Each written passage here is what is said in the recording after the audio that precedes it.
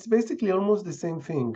So the effect we see on the tumor, basically, that is caused by priming of the immune system, the same thing happens to other organs. So the thing is, maybe the most important factor is specificity in that sense. Immune cells are primed to attack cancer cells, but despite the fact that we want them to attack only the cancer cells, there are other cells that might be attacked.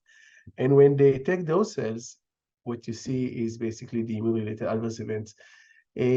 Just as a quick example, if the immune cell that we primed using immunotherapy against the tumor is attacking the pancreas, you will see diabetes. If it's attacking the lung, you will see pneumonitis.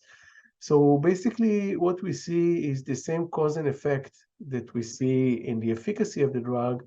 We see it in the toxicity, which is the unwanted effect of the treatment, of course.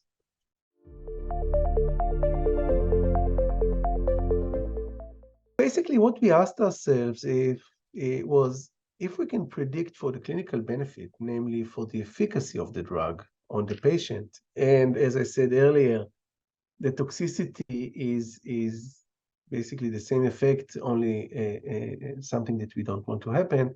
Can we use the same algorithm, the same concept, in order to predict for those immune-related adverse events? So we went out, and this is exactly what we checked, and I won't say surprisingly, but this is what we found out. We found out that the same predictor, using different proteins, of course, we call those toxicity-associated proteins versus the resistance-associated proteins that we use for the efficacy, can actually predict immune-related adverse events, significant immune-related adverse events with very high accuracy.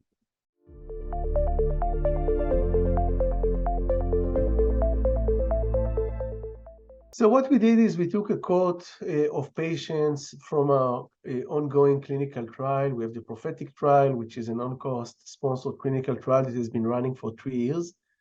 We basically took about 1,000 patients for which we identified, or the physicians identified, adverse events.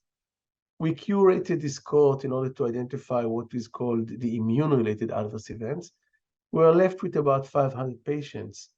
And again, similar to what we do with the other part of the product, the clinical benefit prediction part of the product, we basically trained our algorithm on one cohort of patients, taught him what immune-related adverse events should look like, and then validated the algorithm using an independent cohort from the same clinical trial.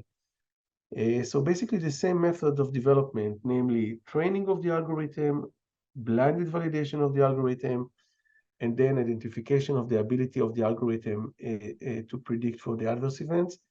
And that left us with a very, very powerful tool. The results are very, very strong. We are talking about a correlation of 92% between the prediction and what we actually saw.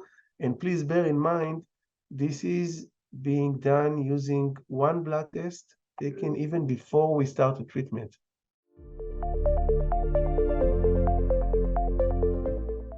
I think this is the great question because, when you think about, and I really like the question because you're talking about the fight against cancer. The fight against cancer, at the end of the day, the fighter is the patient, right? The patient is there trying to basically survive the disease. And as a physician, when you choose a treatment, it's always this process of risk assessment. How risky the drug is, what are the potential toxicities versus what is the potential efficacy of the drug. And what I liked about our algorithm, I don't see it as a standalone product. I see it actually combined into the existing Prophet platform. And basically, this will give the clinicians a full picture on the treatment potential, namely the combination of the efficacy versus the toxicity. So now, if I'm trying to guide you as a clinician and suggest a potential optimal treatment for your patient in a personalized manner, I'm not only giving you prediction of clinical benefit, I'm also giving you prediction of the risk or the potential toxicity. And I think that this basically provides clinicians with a much more complete or holistic tool when they take the decision on how to manage the patient. I think that I think that this is really an important piece, because there are many groups of oncologists, clinicians that are looking for such a solution for their patients, and I think that we are coming with something that is pretty unique in the ecosystem, a tool that not only predict for the efficacy but also for the toxicity.